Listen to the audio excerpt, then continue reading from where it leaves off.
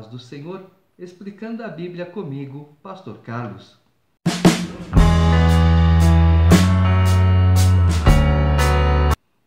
Ezequiel capítulo 13. Veio a mim a palavra do Senhor dizendo: Filho do homem, profetiza contra os profetas de Israel, que profetizando exprimem, como dizes, o que lhes vem do coração. Ouve a palavra do Senhor. Assim diz o Senhor Deus: ai dos profetas loucos, que seguem o seu próprio espírito sem nada ter visto. Os teus profetas, ó Israel, são como raposas entre as ruínas. Não subistes as brechas, nem fizestes muros para a casa de Israel, para que ela permaneça firme na peleja no dia do Senhor. Tiveram visões falsas e adivinhação mentirosa os que dizem: o Senhor disse, quando o Senhor os não enviou, e esperam o cumprimento da palavra. Não tivestes visões falsas e não falastes adivinhação mentirosa, quando dissestes: o Senhor diz, sendo que eu tal não falei? Portanto, assim diz o Senhor Deus: como falais falsidade e tendes visões mentirosas, por isso eu sou contra vós outros, diz o Senhor Deus. Minha mão será contra os profetas que têm visões falsas e que adivinham mentiras. Não estarão no conselho do meu povo, não serão inscritos nos registros da casa de Israel, nem entrarão na terra de Israel. Sabereis que eu sou o Senhor Deus, visto que andam enganando, sim, enganando o meu povo, dizendo: paz, quando não há paz, e quando se edifica uma parede e os profetas a caiam, dizem aos que a caiam que ela ruirá. Haverá chuva de inundar. Vós, ó pedras de saraivada, caireis, e tu, vento impetuoso, irromperás. Ora, eis que, caindo a parede, não vos dirão: onde está a cal com que a caiaste? Portanto, assim diz o Senhor Deus: tempestuoso vento farei irromper no meu furor, e chuva de inundar haverá na minha ira, e pedras de saraivada na minha indignação para consumir. Derribarei a parede que caiastes, darei com ela por terra, e o seu fundamento se descobrirá. Quando cair, perecereis no meio dela, e sabereis que eu sou o Senhor. Assim cumprirei o meu furor contra a parede e contra os que a caiaram, e vos direi: a parede já não existe, nem aqueles que a caiaram. Os profetas de Israel que profetizaram a respeito de Jerusalém, e para ela têm visões de paz, quando não há paz, diz o Senhor Deus. O mesmo caso de Ezequiel aconteceu com Jeremias. Ezequiel profetizando: olha, vem a destruição, vem a ruína. E falsos profetas dizendo coisas que o Senhor não disse e muito menos mandou dizer.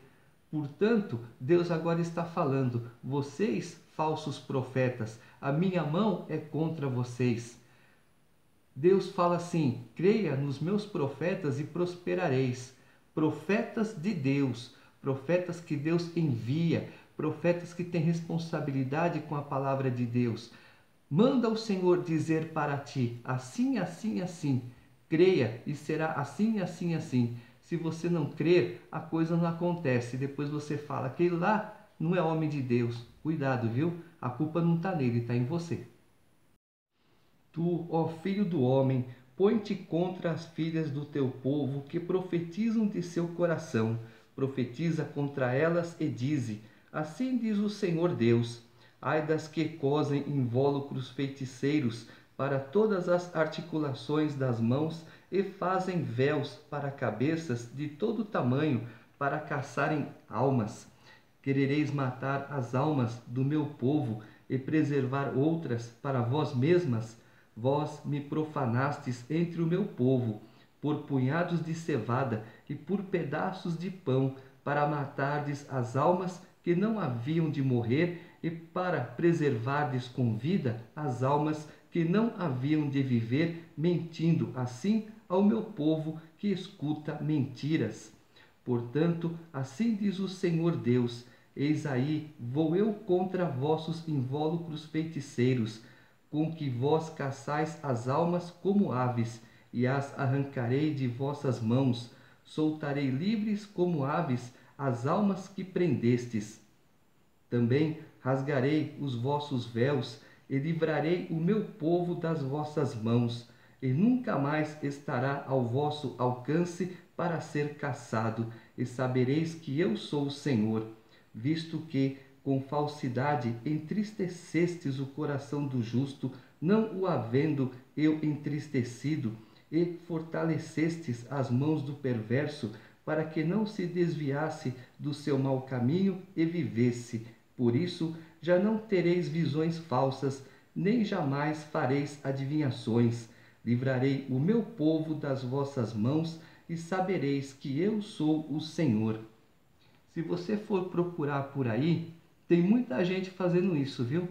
Olha, Deus mandou falar quando Deus não mandou falar. Olha, eu sou servo de Deus quando não é servo de Deus. E vive de adivinhações. O diabo, ele escuta tudo que você fala. Dizem que ele não pode ver. A única coisa que ele enxerga, que ele consegue ver, é a luz da vela quando essa luz é oferecida a ele. Fora isso, ele ouve. E tudo que acontece ao seu redor, olha, quer um exemplo bem claro? A internet. Às vezes você está conversando com as pessoas, eu fiz um teste, viu? Eu fiz um teste. Eu estava conversando com a minha esposa sobre uma viagem. Daqui a pouco começou a aparecer um monte de proposta de viagem disso, de agência daquilo, de agência daquilo outro. Eu falei, realmente, o telefoninho do celular, ele pega toda a tua conversa, viu? E tudo que é de aproveitável para o comércio é lançado. O diabo faz a mesma coisa. Ele ouve tudo que você fala. E sabe o que ele faz? Ele usa aquelas pessoas que não têm Deus, que se aproveitam da inocência da pessoa e fala tudo que a pessoa quer ouvir. Olha, aquela pessoa é de Deus, aquela pessoa fala coisa de Deus. Cuidado, viu? Não é não. Capítulo 14. Então vieram ter comigo alguns dos anciãos de Israel e se assentaram diante de mim. Veio a mim a palavra do Senhor dizendo: Filho do homem, estes homens levantaram os seus ídolos dentro do seu coração, tropeço para a iniquidade que sempre têm eles diante de si. Acaso permitirei que eles me interroguem? Portanto, fala com eles e dize-lhes: Assim diz o Senhor Deus: qualquer homem da casa de Israel que levantar os seus ídolos dentro do seu coração e tem tal tropeço para a sua iniquidade e vier ao profeta, eu, o Senhor, vindo ele, lhe responderei segundo a multidão dos seus ídolos, para que eu possa apanhar a casa de Israel no seu próprio coração, porquanto todos se apartaram de mim para seguirem os seus ídolos. Portanto, dize a casa de Israel: Assim diz o Senhor Deus: Convertei-vos e apartai-vos dos vossos ídolos, e dai as costas a todas as vossas abominações. Porque qualquer homem da casa de Israel ou dos estrangeiros que moram em Israel, que se alienar de mim e levantar os seus ídolos dentro do seu coração, e tiver tal tropeço para a iniquidade, e vier ao profeta para me consultar por meio dele, a esse eu, o Senhor, responderei por mim mesmo. Voltarei o rosto contra o tal homem e o farei sinal e provérbio, e eliminá-lo-ei do meio do meu povo, e sabereis que eu sou o Senhor. Se o profeta for enganado e falar alguma coisa, fui eu, o Senhor, que enganei esse profeta. Estenderei a mão contra ele e o eliminarei do meio do meu povo de Israel. Ambos levarão sobre si a sua iniquidade. A iniquidade daquele que consulta será como a do profeta, para que a casa de Israel não se desvie mais de mim, nem mais se contamine com todas as suas transgressões. Então, diz o Senhor Deus, eles serão o meu povo e eu serei o seu Deus. Aconteceu na Babilônia. Quando eles saíram de lá, o que aconteceu? Acabou a idolatria. E quando Deus fala, porém um espírito de engano, Deus permite que o inimigo tenha certas atitudes É tudo permissão de Deus. Não é Deus que fala mentiras, é Deus que permite o espírito enganador agir. Não confunda. Veio ainda a mim a palavra do Senhor dizendo: Filho do homem, quando uma terra pecar contra mim, cometendo graves transgressões, estenderei a mão contra ela e tornarei instável o sustento do pão. Enviarei contra ela fome e eliminarei dela homens e animais. Ainda que estivesse no meio dela estes 3 homens, Noé, Daniel e Jó, eles, pela sua justiça, salvariam apenas a sua própria vida, diz o Senhor Deus. Se eu fizer passar pela terra bestas feras, e elas a assolarem, que fique assolada, e ninguém possa passar por ela por causa das feras.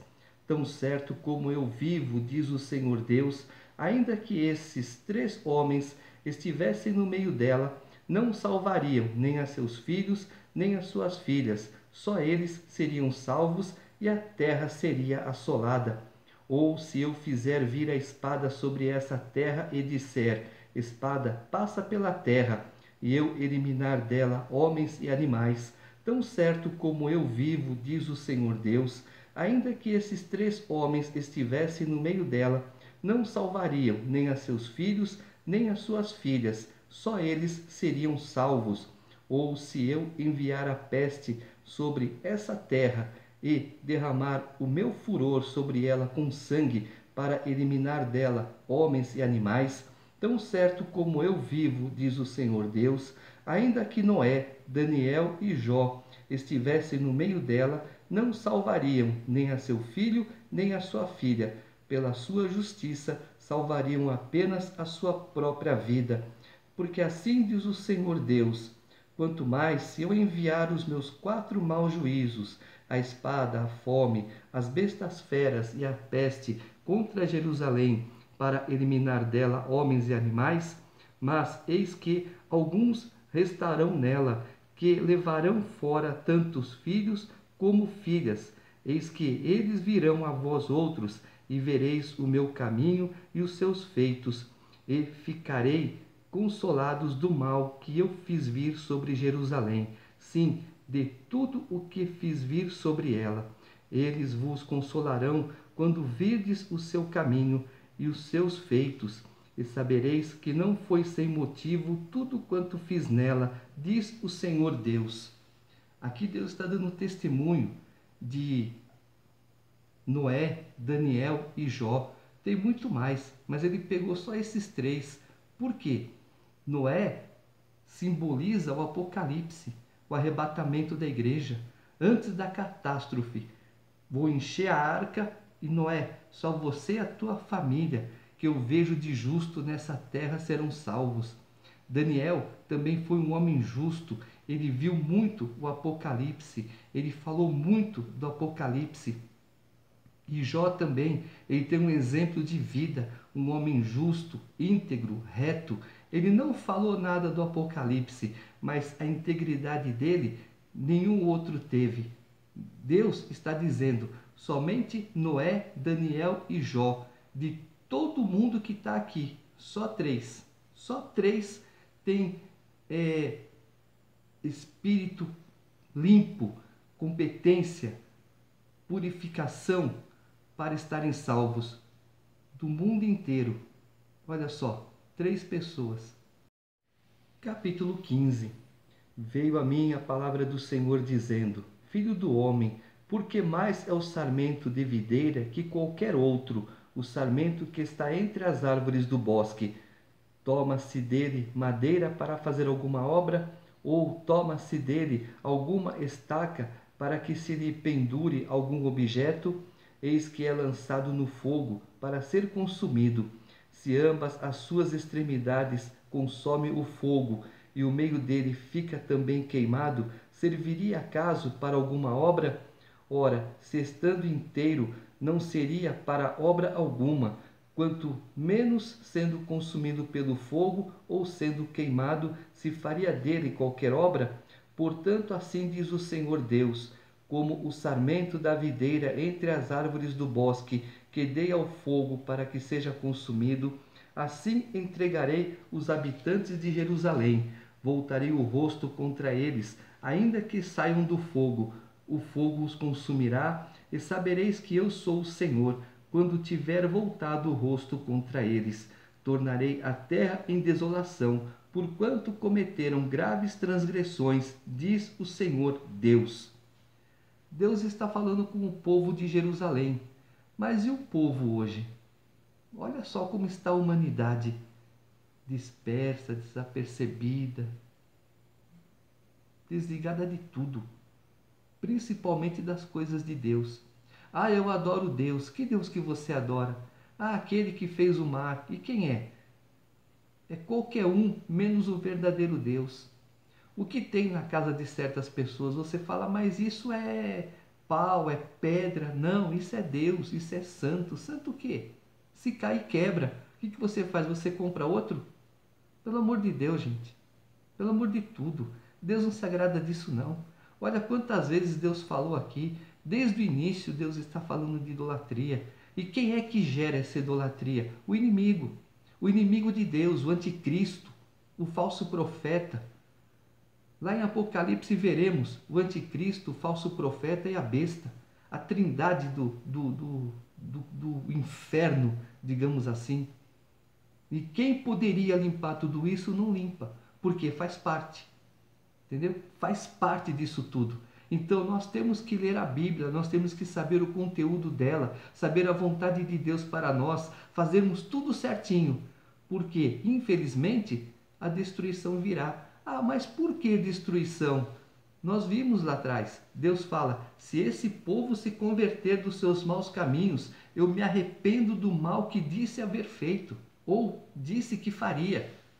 Não, não é assim. Deus, ele fala, olha, ele está avisando. Gente, há 2000 anos que Deus está avisando, vem destruição. Por quê? Você sabe.